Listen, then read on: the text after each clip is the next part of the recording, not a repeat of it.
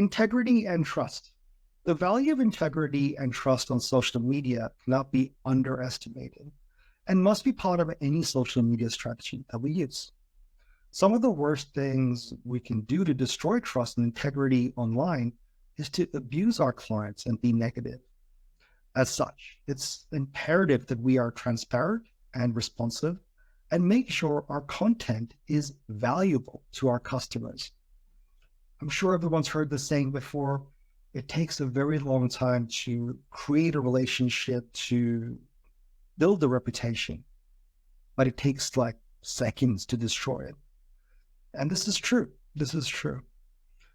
Even the world's biggest businesses can only afford a handful of mistakes till they no longer exist. And trust and integrity, I do believe that trust, once broken, is very, very hard to fix again. So these are important aspects, and it doesn't change, whether we are advertising through traditional media, social media, or even directly, it doesn't change. Trust and integrity are very important. Examples of this. What would I say? Examples of this. Classic example, Nike, Adidas. Now, 1990s was a really interesting time period. Apart from bad music,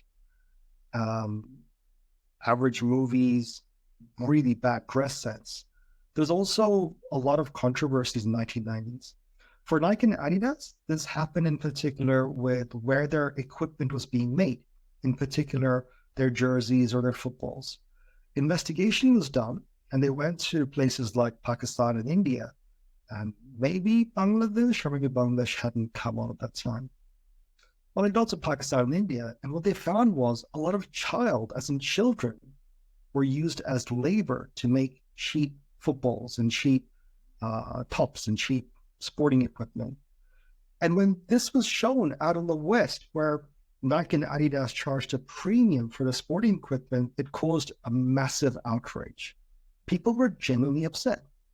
In the US, people spent $100, $200, $300 on a pair of shoes.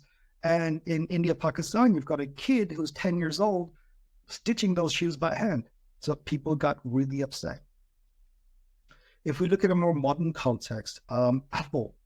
A few years ago, Apple got into a lot of negative publicity when people heard that the people manufacturing their phones, their tablets, were working in very bad situation, as in working in very harsh circumstances with very tight deadlines. People were committing suicide.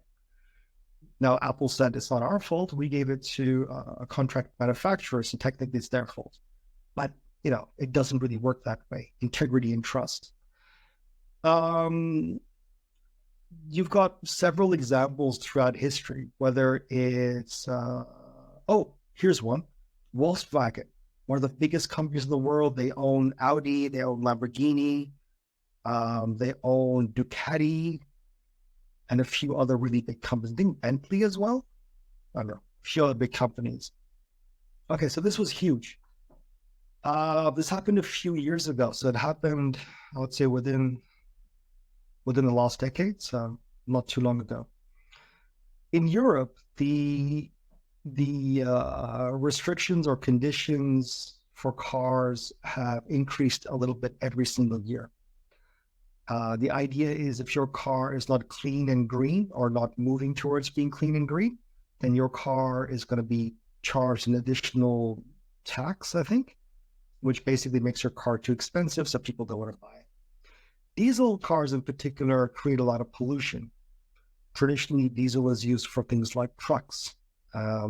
So what VW did was they created a system which tricks the system. So they created, I think in their programming, so when somebody connects it at, say, the mechanic or at the workshop, it gives you the wrong readings. It shows you that the car is more efficient and less polluted than it actually is. The story now goes from Germany to the US. So in US, there was a group of people doing an independent project. Now, they didn't have the money to buy the equipment that you need to test for VW. So what they did was the traditional old school method. So collect it, sample it, test it, analyze it. And they were like, what the hell's going on here? When they did the sampling, they did the testing, they were like, this is what it should say. This is what we're getting. And this is a lot higher than what VW says it should be getting.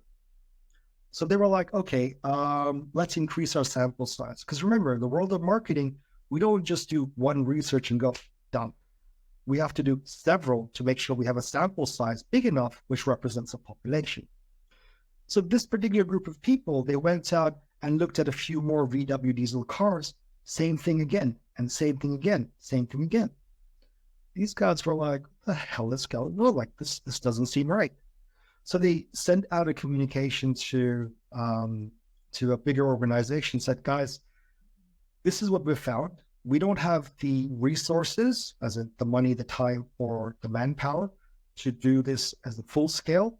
Maybe we're doing this experiment incorrectly, but the results are much, much higher than what VW has been claiming for years. And this became a huge scandal.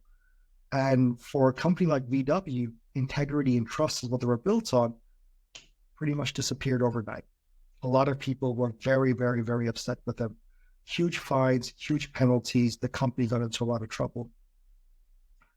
Now, this particular thing that I'm talking about here, this happened not from a promotional perspective, but then again, from a promotional perspective, for many, many years, VW made the claim that they had the world's cleanest diesel engine. They had the world's most efficient engine, which produces less pollution and so on. So it was a huge scandal. And I think they're still recovering from it, if I'm to be entirely honest. People still buy lots of VW cars, don't get me wrong. But from an integrity perspective and a trust perspective, it's going to take a long time for all that to recover. So yeah,